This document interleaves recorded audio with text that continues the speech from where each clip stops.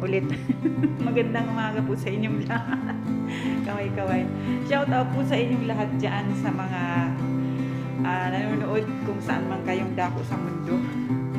Mga ka-OFW, mga katulad ng trabaho ko, mga frontliners sa hospital, X-ray technician. Ako po, una sa lahat, ang mensahe ko sa inyong lahat ay panatilihin nating maghugas ng ating kamay. Okay? At pupunta tayo dito para maghugas ng kamay. Ganito yan, mga kangkosa. Ito po. Meron ditong nakalagay dyan na kung paano maghugas ng kamay. Titigan nyo pong maigi yan at pagkatapos i-post nyo po. Sa tapat niyan ay may gripo. At may kasama ng sabon. Ayan po ha. May kasamang sabon yan ha. Yun. At siyempre magulas na tayo ng kamay. Ayan. At nakahanda na rin po ang ating mga ito, isusuot natin. Yung gown yan, yung ginagamit natin sa ating pang araw-araw na pag nagtatrabaho tayo, protection natin yan. Personal protective equipment or accessories. May mga kasama po yan, katulad ng mask at saka guantes, gloves po. Kailangan natin ng gloves at saka kung ano pa. Yan. Ngayon, pagkatapos natin maghugas ng kamay, tayo ay mag-hand sanitizer. Ngayon, doon po sa kanina, sinabi ko mayroong how to hand wash. Ngayon, pagkatapos ng hand wash, hand sanitizer, at meron naman ditong nakalagay sa ibaba, how to hand rub. Ayan po. Wait lang po, parang mayroong pasyente dumarating. Ayan mo yan. Anyway, sabi dito, pakititigang mabuti, ano po, how to hand rub. Ayan lang po, isa lang yan sa mga binanggit ko at saka meron pa. Balik tayo dito. Dito na tayo. At upo muna ako sa aking pwesto. Ito yung aking processing unit. At yun ang aking computer. Nandun yung machine sa kabila. Galing ako dun eh. So, nandito ako ngayon nakapwesto, nakaupo kasi mas komportable ako dito. At binuksan ko ang ilaw para maliwanag. Ngayon, ang nais ko lamang po pagpaliwanag sa inyo kung paano ba ang tamang pag-uugali natin sa paghugas ng kamay na ano ko na doon. Ipopost ko yun sa inyo later na kung paano yung how to hand wash, how to hand rub ng proseso ng tamang at ugaliin natin ang regular na paghugas ng kamay. Sa tuwing tayo ay hawak ng pasyente, bago mahawak ng pasyente at pagkatapos. At syempre gagamit tayo ng gloves, palagi yan. Suot tayo palagi ng gloves. Importante, pinakita ko kanina. Before and after. Yan. Ayan po. Pagka tayo po ay may pasyente, dapat mayroon tayo palaging gloves. Palagi tayo may protection sa kamay. Pagkatapos natin, tatanggalin natin yung glove kasi humawak tayo sa pasyente, tapon yan. Pagkatapon, hugas ulit ng kamay, mag-hand rub ulit ng sanitizer. Yun ang lagi nating ugaliin sa araw-araw na trabaho natin. So, yan po. Bago tayo marap sa pasyente, ano po, at sa oras ng ating duty. Ito pong suot ko ngayon ay talagang kumbaga normal na ito na nakaganito ka dapat. Ang mga pasyente mo po, lalo na sa katulad natin na nag-i-x-ray tayo, una, bago yan, kailangan pag yan ay pumasok na yan sa ospital, dadaan yan sa iyong mga kamay. Alam mo kung bakit? Siyempre, lalo na kung suspected dyan, hindi ba ganito ang suot mo? Meron akong i-demonstrate sa inyo later kung paano ang pagsuot ng tamang PPE. Hindi ito. Ito ay kung wala kang pasyente, ganito. Pero wait lang ha, at kung meron ka ng pasyente at bago ka pa humawak ng pasyente, kailangan ay meron kang ganito. Ito yan. Pagpasok mo pa lang sa trabaho mo, prepare mo na ang sarili mo. Katulad dito. Lamig eh. Ayan. Isuot natin ito. Ito, isusuot na natin. At ito ang ating proteksyon. Yan. Ngayon po, kung sa pang-araw-araw naka-duty ka, siyempre ito yung suot mo, proteksyon ito siyempre. Pero ito, hindi ito pwede magtagal sa'yo at kailangan pagkatapos itong gamitin mo at alam mo parang feeling mo nakarami ka na, kailangan palitan mo na rin siya. Bukod pa dito sa ganitong klase ng PPE, meron tayong mga overall na ginagamit para sa ating protection. Ito ay kwan lamang ito.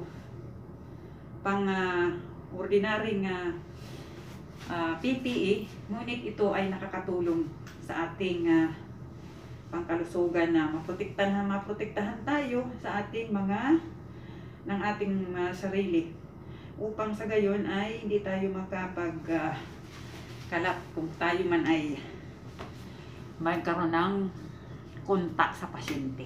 Diba? Wala pa akong gloves. Pupunta ako doon, kuha ako ng gloves, isusot ko ang gloves, at mayroon pa akong isang nais na paliwanag sa inyo na ito ang mga gamit sa ito yan. Kailangan tayo magsuot nito. Ganito, head cover. Yan. At saka kapag mayroon kang pasyente na alam mong chest x-ray, ito ang pinaka-the best na gamitin natin. Ayan, N95, okay? Ayan po ha. Importante itong, kasi itong mask na ganito, may protection ka. Ito ang pinaka mainam na proteksyon upang mabigyan ka ng iba yung kaligtasan nito, sapagkat ikaw mismo ang gagawa ng yung kaligtasan. Ano po? Ayan po. Suotan natin ito. Ako talagang nagsasalamin ako. Ayan. Ganyan na ano po. At ang pinaka itong face shield, kung wala kang halimbawa, itong salamin talaga, syempre iba yan. Kung hindi ka naman ako kasi may salamin talaga, sinusuot ko to. Ayan, ito. Ganyan na po ang ayos natin pag nandito tayo sa trabaho natin. At siyempre, don't forget to use mask. Ito po ha. Ayan po. Nasabi ko na, nakamask na tayo. At meron pang isa yung kung tayo ihawak ng pasyente, bago tayo maglagay nito pala, mag-sanitizer tayo. Ayan ha. Ayan po. Sanitizer po. Okay. Ganyan po yan. Meron po akong instruction na doon na ginawa kung paano ang hand rubbing. Hand rubbing. Ngayon po ito, kung nagmamadali ka, kailangan talaga ano mo ang pag-hand rub. Kapag tanggal mo ng gloves at paglagay. Ano po? Paglagay na tayo ng gloves at para ready na tayo, lagi natin ihahanda ang ating mga sarili dahil sa mga oras na ganito. Kapag tayo ay tinawag, sasabihin sa atin mayroon tayong x-ray doon sa baba. So ang gagawin natin, handa natin ating mga sarili, susuot na tayo ng ganito. Hindi na kailangan po natin dublihin po natin yung gloves. Para po, kapag humawak ka ng pasyente, kunyari, doble na ito, di ba?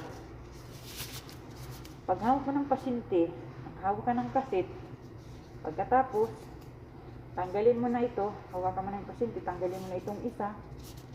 Pagkatanggal mo na nito, yung sarili mo naman ang aalisin mo. Diba? Itong ganito, aalisin mo muna ito para, di ba nakapag-x-ray ka na, tapos ka nang mag-x-ray, so gusto mo huminga. Ayan. Ang hirap po kasi kapag ganito ang ayos natin, hindi tayo nakakahinga. Ang hirap huminga. Ayan, no? Kaya pahingahin natin ang ating sarili. Ayan, maghiminga tayo, mahirap. Hirap, no? Yan, ganyan talaga ang buhay. So, wag kayong hahawak dito sa muka. Wag. Kung maaari lamang, iwasan natin na makahawak tayo sa ating muka. Sapagkat nandito sa kamay natin nagmumula ang mga virus marumi. Tapos ito po. Ito yung shoe cover na kung pupunta ka doon sa ibaba, mag-x-ray ka. Kailangan yung iyong sapatos, kailangan mayroon kang protection. Alam mo kung bakit? Yung mga dinadaanan mo doon sa isolation room, pwedeng may mga spill doon na kung ano-anong mga chemical, maapakan mo. Kailangan natin itong gawin. Ayan po. Ilagay po natin yan sa sapatos. Ayan, ha. Ganyan yan. Ayan po. Yan, ganyan. So, ganyan ang ayos niya. So, sandali. May isa pa. Lagi tayong magsuot ng ating uniforme. Medyo makati ang aking mukha. Hindi ko maintindihan kung bakit to. Ayan. So, ito. Ngayon, magsuot tayo ng shoe cover kung pupunta tayo sa isolated na area. Halimbawa, may x-ray ako dun sa respiratory room, dun sa isolation room, dun sa ICU, mga pasyente doon. Dapat meron kang protection talaga. From head to foot. Ito pa, yung mga ganito, itong kailangan natin, N91, ganyan. Tapos, yung ating PPE, yung ating shields. Alam niyo kung bakit? Kasi itong shield na ito, ang nagbibigay sa atin ng protection para tayo ay, ayan ako ang sura ko ngayon. Ayan, ganyan ako. O, diba? Yan, ganyan tayo. So, alisin ko muna ito. Wala naman akong pasyente. I-demonstrate ko lang ito sa inyo kasi gusto ko na maintindihan ninyo kung paano ang ginagawa ko kapag ako ay nasa duty. Pagdating ko pa lang sa duty ko, ganito na ang gawa ko. Ayan, nakaganyan ako. So, alisin ko muna kasi para makapagsalita ako ng maayos. Ayun. Ayan yan. Ngayon, kailangan lagi tayong yan, ito. Mayroon tayong ganyan at saka protection natin yan. So, kumpleto naman tayo dito ng aming protection kaya awa ng Diyos, mula nung ako ay nagtrabaho na dumaan itong pandemic na ito hanggang sa kasalukuyan ay hindi ako nagkaroon ng problema sa aking sarili. Maliban sa mga ano po, yung sinasabing ating kalusugan na talagang kapabayaan, iba yun. Ngayon ito po ha. Ito po pa. Ano nyo ha? Huwag nyong kakalimutan na lagi nyong i-check ang inyong sarili. Kagaya nito, ayan, tingnan mo ha. Tingnan nyo kung ilan. 36.5 ako. Ayan, di po ba? Nakakatuwa. So, ang kailangan natin ito, kasi ito, meron kami talaga nito dito sa aming area. Para nakakasiguro ka na Kailangan ikaw mismo sa sarili mo, i-check mo yung sarili mo na i-check mo ba yung sarili mo, tapos ililista yan dito sa ganito. Nakalista yan sa data namin na ganito. Meron kaming monitoring sheet dito, araw-araw, daily, na nakasulat dyan yung aming mga temperature, lahat kaming staff. At nakamonitor yan, na once na yan ay tumaas dyan sa level na yan, something na kailangan magpagamot ka o magpa-check up ka kaagad. Kasi para malapatan ka ng gamot kung ano ang kailangan po. At meron pa, susunod pa akong sasabihin. Ano po, at wait lang ha. At itong aking kuan, medyo camera ay medyo magulo. Ilalagay ko ito para naman na complete tayong tingnan, diba? Okay. Ngayon, dito na ako ngayon. Sabi ko dito, before humawak sa pasyente, sa oras ng duty, kailangan nakasuot na tayo ng PPE. Ito na po yung sinasabi kong PPE. Nakaganito na po ako. At mula head to foot. Yan. Ngayon po, kapag kami po, ako po halimbawa pupunta ako doon sa isang lugar, tinawagan ako. Sinabi sa akin na may x-ray doon sa isolation room. Nakalagay ako ng mask. May mask ako. Nakalagay na yung N95 dyan. Tapos meron ako nitong protective shield. At meron pa akong suot nung puting overall. Hindi ganito. Talagang balot na balot lahat. Maliban dito sa dilaw na ito. At ipopost ko rin po yan sa inyo later kung ano itsura noon. Yun. So ngayon po, handa na tayo. Yan po. Ngayon, ito yung mga gamit, accessories ko na nilalagay ko sa aking x-ray. Ito, yung ginagamit namin. So, pag mga emergency case, tatakbo ako doon sa aking mobile. Dadaling ko na yung aking machine. Dadaling ko yung machine sa baba. Ganyan po yan. Ito po. Ganyan. Ganyan dyan. Meron diyang nakalagay na pang-disinfect. Meron diyang kasamang pang-disinfect na kapag tayo ay magdi-disinfect, kailangan mayroon tayong ganito. Ito po. Ito yung ginagamit natin. Ano po? Bago tayo gumamit ng mga accessories natin sa pag-i-x-ray, isprayhan natin yan. Katulad po ito, oh. Bago tayo mag-spray, bago natin gamitin yan, kailangan ang ating mga x-ray accessories ay malinis. Di po ba? Para alam ng pasyente na tayo ay, yan po, alam ng pasyente, yan, lilinisin natin yan. Wait po, para mas makita niyo ng maayos. Ito. Kailangan pag tayo didisinfect natin yung ating mga x-ray equipment na ginagamit upang maging safe naman yung pasyente natin. Kanyari, nag-x-ray ka ng kamay, nag-x-ray ka ng chest, nakalagay din sa likod, siyempre, didikit mo yun sa, kailangan malinis talaga siya. Excuse me. So, ano po?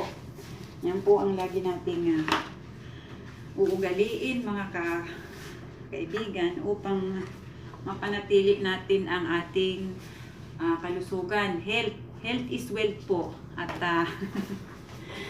walang gagawa niya kundi tayo. Alam nyo ba, napakahirap magkasakit dahil ako, sa totoo lang, hirap talaga. Ito po, importante ito. Yung ganito. Ito din, pupunasan mo rin siya. Kasi yung labas niya, maaaring natalsi ka ng mga yan. Siyempre, lalabo yan kapag hindi mo yan i-disinfect mo rin yan ganyan. Lilinisin mo rin siya, ganyan. Para lagi siyang disinfectant. Yung kamay, yung lahat ng mga gamit, yan, lilinisan natin yan upang tayo ay makaiwas sa kung ano pa man pwede nating masinghot. Yun po. Ang mga kailangan po niya na banggit ko dito ay yung PPE, yung personal, sinulat ko nga personal protective equipment or accessories po. Ayan. Una, yung face mask. Yung face mask ko, nandito. Sana ba yun? Naiwan ko dun yung face mask. Sandali po Inom ako ng tiyan. Yan. Iniwan ko yung face mask ko kasi nga nag-demo ako doon. Tapos ngayon, ito na tayo. Disposable gown. Ito yung suot ko, disposable gown. Yan. Pinaka-the best po natin na gagamitin. Nakahanda na po dapat lahat. Ito po yung mask natin. Dapat lagi yung nakasuot sa atin. Ngayon dito, palibasang malalang ang pasyente ko. Mayat maya, hindi katulad nung talagang nakasaba ka sa OPD. Ngayon po kasi night duty, kaya mag-isa lang ako, tsaka medyo madalang yung pasyente. So, kung meron man mga cases na dumarating yan ay mga emergency na nagmumula dun sa ER sa baba kasi nasa night duty ka. Kaya dapat bago alam mo pa sa sarili mo na ikaw ay protektado, ito ang gamitin mo, magsuot ka na ng ganito, palaging nakaganyan. At kapag alam mo, nakita mo na sa computer, halimbawa po ganito, halimbawa po nakita mo na sa computer, lagi mong i-check, ikaw ay X-ray technician, titingin ka sa computer sa mga patient arrival, titingnan mo kung mayroong mga pasyenteng parating. Yan ang payo ko sa inyo, huwag kayong tutulog-tulog kasi ang hirap niyan ang ating sistema, meron tayong tinatawag na system, kaya yung wishes na sinasabi, yung system natin sa ating ospital na meron tayong mga patient arrival, patient delivery, lagi nating i-check yan para malaman natin kung may mga pasyenteng padating sa mga oras na nakaupo ka sa harap ng computer mo. Katulad ko, dito ako sa station ng aming radiology. So, wala akong pasyente, nandito ako naka-standby kasi ito yung station namin. May nurse station, may radiology station, may laboratory station. Ito yung pinaka-reception. So, wala namang ibang tao dito. Ako lang, kaya nandito lang ako. So, nandito yung telepono sa tabi ko. Anytime, emergency call. Pag tinawag ako, madali lang ako. So, yung mga sinabi ko dito, disposable gowns, katulad dito, overall, mamaya ipapakita ko yun sa inyo. Naka-separate yun. Head cover, ito po siya, At saka, shoe cover po. Dapat lagi tayong mayroong ganito. Kasi, pag pumunta ka dun sa isang lugar, kunyari, napunta ako dun sa baba, meron akong portable machine. Dala-dala, mobile x-ray. Ayun siya, Dali lang. Ayun po siya, Ayun. Nakita niyo po ba yung nandun sa dulo? Yung makina, yung machine na yun? Yun. Yun po. Yung machine na yun dun sa pinakakanto. Dala-dala ko yun. Yun. Dala-dala ko yun at nandoon nakalagay yung aking mga disinfectant at saka yung mga cassette na ginagamit pag may pasyente. So, hindi po ko makagawa ng vlog na kasalukuyang nandun sa pasyente sapagkat yan po ay depende po. Prohibited po yan, lalo na dito ka sa Middle East. So, ang akin lang na may papayo, ang aking topic dito ay para dun sa mga frontliners para makaiwas tayo palagi. So, huwag natin kakalimutan yan. At paganda na tayo, prepare natin yung sarili natin. At saka, kahit na anong mangyari, huwag nating hahayaan na hindi tayo nakasuot ng mask. Kasi, anytime, kahit na hindi mo yan pasyente, kahit una sa lahat, kahit hindi pa yan chest x-ray, lalong mag-iingat ka din. Kahit sabihin mong hand fracture, may injury yung tao dumating sa time na duty mo na mayroon ka palang pasyente na na injury yung paa niya kasi nag-football o nag-basketball. Yung mga taong yan, hindi man sila chest x-ray, pero posibleng sila ay hindi mo alam na carrier, kaya doon ka din nag-iingat dapat.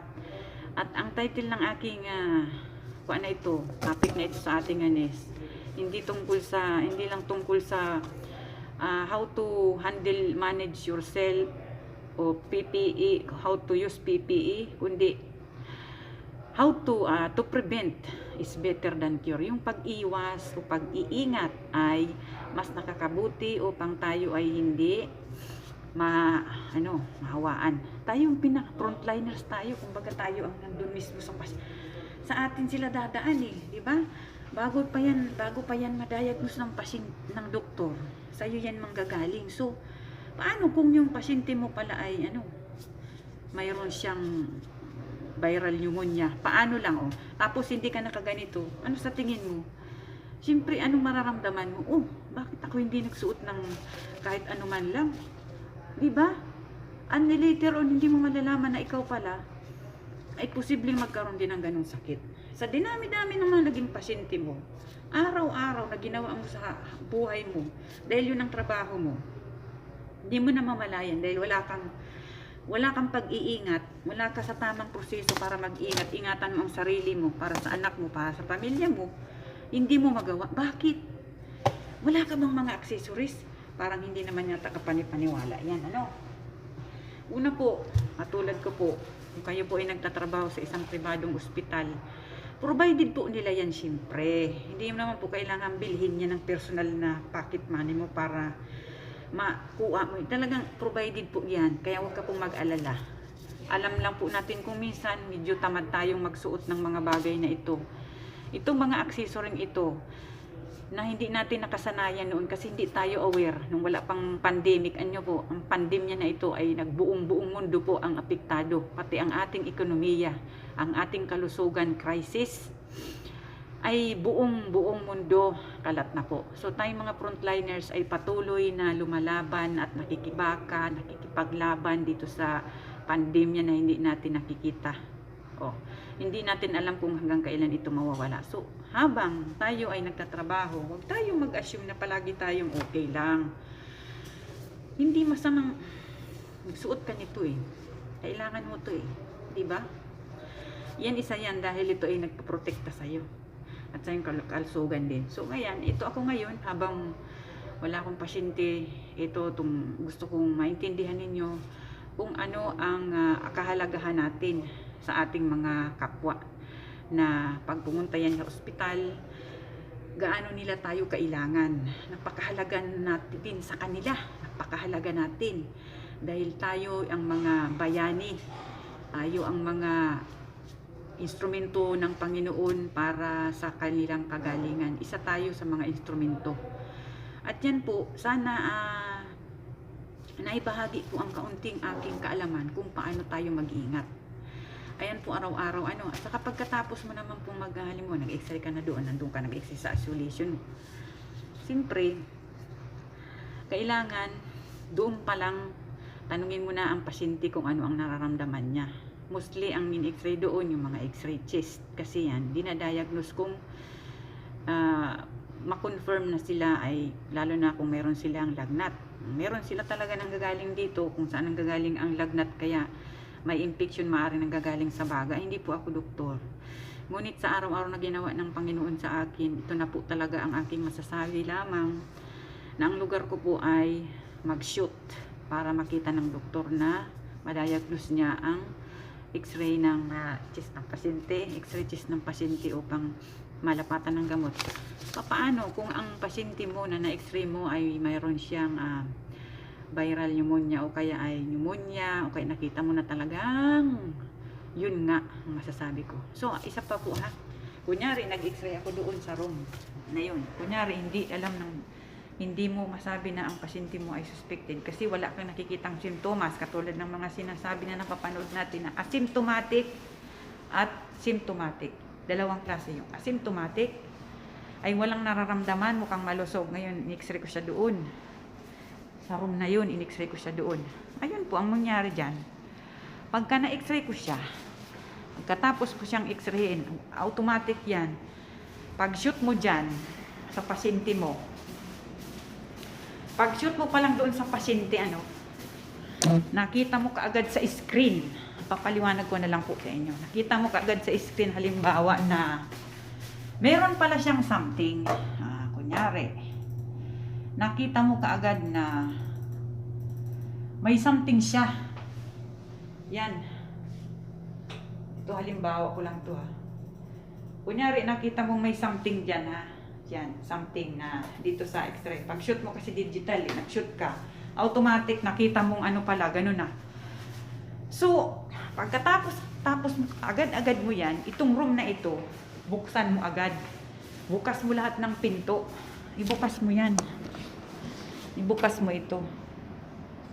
Yan, ibukas mo yan. At hayaan mo muna siyang nakabukas ng mga 30 minutes hanggang 1 oras. Huwag mo siyang gagamitin. At ipa-disinfect mo ito doon sa mga anong tawag dito? Infection control. Yan po ang ating kuan. Itawag mo agad sa infection control dahil meron tayong infection control sa ating mga facilities sa ospital. Meron yan. Sabihin mo sa kanila na yung room na yun ay ginamit ko doon sa isang pasyente na suspected at kailangan ma-disinfect yan. Hindi ko yan gagamitin. Yung isang room ang gagamitin ko doon sa kabila. Doon ako mag-i-x-ray. Nakabukas lang yan sa loob ng 1 oras hanggang sa lumabas o madry yung pagka-disinfect niya doon. Yan po mga kaibigan. So, sa mga sandaling ito, sana po ay meron kayong natutunan sa akin, lalo na dun sa mga katulad kong x-ray. Hindi naman po tayo perfecto. So, ang akin lamang po ay kung anong may share ko sa inyo, may bahagi ko sa inyo. Kasi po alam niyo po baga kung bakit ako nag-share ng ganito ngayong mga vlog na ito. Dahil sa tinagal-tagal ko na nagtatrabaho ako sa ospital. Siguro mga 13 years na po ako dito sa Middle East. Parang hindi kami masyadong na-aware noon na magsuot kami ng ganito. Oo, nagsusuot kami ng mask, pero usually walang mga ganito. Hindi talaga yung sinasabing complete parang ito kasi talaga yung kompleto. Na ito naman talaga ang dapat. Ngunit ang pinakamahalaga dyan sa lahat, itong mukha natin, hindi tayo makalanghap ng hininga ng pasyente. Napaka-close in contact natin dyan. Alam mo kung bakit? Ikaw yung nag-i-x-ray dyan, hawakan mo yun sa balikat, ipuposisyon mo yun siyempre. So, pag hinawakan mo yan, ang distansya ninyo hindi ko masasabi na 1 metro. Kailangan. So, dapat gamit ka talaga ng ito matibay. Na talagang maski hindi ka makahinga, safe and secure ka naman. Tama ba? Diba?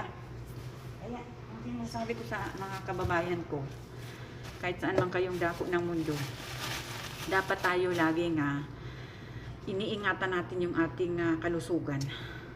Yung hininga mo, importante yung hininga mo na hindi mo maamoy yung hininga ng pasyente. Pag maamoy mo yan, ako, Diyos ko, ewan ko lang. Siyempre iba ang amoy ng mga infected na, alam mo na, may pasyente kang ganon. Hindi natin yan, para maiwasan mo, hindi mo siya maamoy. Nakita mo pa lang doon sa arrival na mayroon kang chest x-ray. Maski anong klaseng pasyente mo pa yan, maski hindi pa yan chest x-ray, ang payo ko sa inyo mga technician, palagi kayong magsuot meron kayo ng proteksyon. Kasi, mas lalong hindi mo alam na ito ay may daladalang virus. Di po ba? Kunyari, ang x-ray niya ay hand. Nakita mo yung request niya. Hand pala ang request niya. Hindi naman chest x-ray. Ano ngayon Hindi naman si chest x-ray. Hand lang. So, hindi ako makahinga kasi hirap So, tinanggal mo ito. Tapos mamaya, nag-i-x-ray ka na ng hand. Andun na kayo. Hindi mo biglang umubo yung pasyente. Hindi mo alam. Wala kang protective shield. Wala kang suot na kung ano. Umubo tapos bumahin. Tapos wala palang mask yung pasyente mo. Tumalsik sa'yo. Anong mangyayari sa'yo? Di ba na-spread out ka nung mga laway niya? Di ba? Hindi nakakatawa ito. Seryoso ito. Ganon kasensitibo ang virus. Paano pa kung hindi mo namalaya na yung palang pasyente mismo na yun, hindi naman sa chest x-ray nagmula, kundi doon mismo sa tao na na-x-ray mo dahil siya ay carrier ng virus na ito. Pati ikaw, mo siya, ma-acquired ka. Bakit? Ikaw palagi ang naka-frontier sa mga pasyenteng yan. Kaya dapat, Sinong pasyente mo, aware ka na ito, importante, mayroon ka palaging proteksyon sa iyong hininga. Hindi baling maamoy mo ang amoy nito, basta't hindi mo maamoy ang hininga niya, lalo na kapag bumahin siya. At yan, kapag dumating yan dyan, malamang sa walang mask yan. Pero dahil lahat na ay idiniklara na kailangan mask. No mask, no entry. Noong araw, no ID, no entry. Ngayon, no mask, no entry. Ngayon, kung wala ka mang mask, huwag ka mag-alala. Kasi hindi mo yan problema. Pagpasok mo, meron yan palaging provided. Ang problema kung ikaw yung pasyente, pumasok ko sa isang lugar, dapat meron kang mask. Kaya dapat meron kang sariling mask. So tayo, sa ating mga frontliners, ito ang sinasabi ko mga kaibigan. Na kahit saan tayo magpunta, wala man tayo sa ating trabaho, meron tayong guantes na dala-dala. Ano? Ito naman ay hindi kawalan sa atin kung tayo ay bibitaw ng kaunting barya para dito. Mas malaki pang ang halaga ng medyas natin o kaya ginagamit natin sa ating underwear kaysa sa mga gloves na to. Murang-mura lang to. Hindi ako nagbebenta ha. Yung mga ganyan. Kahit na wala ka nito, basta kailangan meron ka nito, itong dalawang ito o kaya ito. Ganyan, no? Dublihin mo pa. Yan, okay? Ngayon, palibasa po ako, gusto kong makapagbahagi sa inyo ng mga aking na anuhan dito na obserbahan sa aking trabaho para makaiwas tayo. Alhamdulillah. Yung iba yung pag-iingat is, sabi ko dito, to prevent is better than cure. To all my fellow frontliner, especially to all X-ray technician around the world, saan man kayo sa mundo. Wala na po akong ibang maidugtong pa dito. Ngunit kung kayo po ay may mga komento pa o gustong ibahagi o may katanungan tungkol dito sa na ibahagi ko ngayong oras na ito na medyo walang pasyente ngayon, naghihintay lang ako. Mamaya marami yan, madalas pa yung sunod-sunod. Sinasamantala ko na makapagpaliwanag sapagkat ito yung pinakamaganda magpaliwanag ako na nandito mismo ako sa aking aktual kaysa sa sinasabi ko at saka kung ano-ano mga parapinalya dyan ng mga kailangan talaga yung aktual na may paliwanag ko at maipakita ko sa inyo kung paano. Yung ditong overall na ito ay later, kung paano naman, nung nandun ako sa ICU, yun talaga ang suot ko kasi doon sa ICU, may isang isolated na room doon na talagang may pasyente doon at nandun ka lang. Pero hindi dahil hindi naman ako nagtatagal doon sa loob, mga minuto lang ako doon. Susuot lang ako ng PPE na yun na parang alien ka dito, Star Wars. Overall yan mula dito, tapos talagang takip yan ng puti. So, pagpasok ko doon, siguro mga 10 minutes, tapos na akong mag-x-ray doon. Paglabas ko, tatanggalin ko na naman yan. So, bago ka lumabas doon sa isolation pag-x-ray mo, doon mo tatanggalin at itatapon mo sa infectious waste, hindi doon sa general. Ang tamang pagtapon nitong mga PPE natin, hindi kung saan-saan. Dapat doon sa infection control tayo alam mo ba yun? Doon sa nadaling ko kayo doon sa isang basket na kung saan dapat doon mo ilalagay itong mga hinubad mong ito dito. Dali ko kayo dito. Yan. Ito po nakikita niyo po ito. Yan. Dito mo itatapon sa ganito ang hinubad mo na PPE. Pagka ikaw ay tapos nang mag-x-ray o anong ginawa mo, nag-CT scan ka, kahit na ano pa, suot ka ng ganito, dahil yung mga pasyente mo ay hindi mo sigurado. Pasyente yan. Una, kahit na ano pa yan, pasyente yan, lahat yan. Ang sinasabi ko nga, kahit hindi yan chest x-ray o suspect na ano pa yan, pag diniagnose kahit handlang, may possibility na pwede siyang mayroon daldalang virus. Kaya nga tayo nagkaroon ng pandemic dahil hindi natin nakikita. So ang pinakamainam na ating pwedeng gawin lamang ay ang pag-iingat. Iba yung pag-iingat yan. So ngayon po, I hope na nakapagbigay ako ng bahagi sa aking trabaho. So pag ito ay ubarin mo na ito, Siyempre, hubarin mo na isa-isa.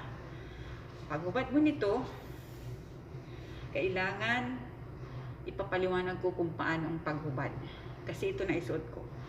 So, paghuhubarin ko to at magpapalit ako, ipapakita ko rin para malaman mo kung paano ang tamang pagsuot at paghubad na hindi nagkakalat ang mikrobyo sa iyong katawan. Mula dito hanggang sa paa. Ayan po. Ayan. Ayan, mayroon akong shoe cover, head cover, mask, A95, face shield. Iwan ko nga dun eh. Balikan ko. Yan po. So, long for now at meron din tayong mga kuan sa pasyente, yung mga babala, di ba? Ito dapat laging sabi nga dito, ito oh, ayan oh. Meron tayong ganito eh, ayan oh. Ayan. Merong Arabic, merong English. Palibasa English tayo. So, yung mga nakaintindi ng English o hindi, i-translate nila sa Arabic. Merong mga ganito tayo na dapat nakalagay dyan sa atin. Harapan. Dyan sa desk natin. Para nababasa ng pasyente yan kapag lumapit sa yung pasyente, di ba? Pag pumunta na yung pasyente sa iyo, dapat mabasa nila ito. Anong kahalagahan nila sa kanila. So, pag nabasa nila yan sa kanilang lingwahe, naintindihan nila na kailangan pala meron din silang ganito. Siyempre, lalo na kung may ubo ka. O, di ba? Kasi pag pumunta yan sa departamento mo, hindi lang naman yan na magpapa-x-ray. Meron niyang ultrasound. So, importante meron silang mask. Kung wala, bigyan mo na lang. Pero imposible hindi. Lahat ng tao, kahit wala man yan mask, at least may panyo siya dito, o kaya nakatakip yung mukha niya, nakataraha siya, kasi Muslim area to. Nakatakip yan, mata na lang ang nakikita niya. Yung iba man, nakatakip sila na itim. Mata na lang ang nakikita. Kaya kahit hindi sila gumamit ng mask, walang problema, walang anuman. Kasi yun talaga ang culture nila dito. Pero sa mga hindi Muslim, hindi naman kasi iba't ibang malahi ang nandito. Sangot-saring lahi na nandito yun kasi halo-halo na yan eh. So ngayon, may mga mask yan syempre. At yan lamang po ang aking na-i-discuss sa inyo ngayon araw na ito. At ako po ay umaasang mayroon kayong natutunan sa akin.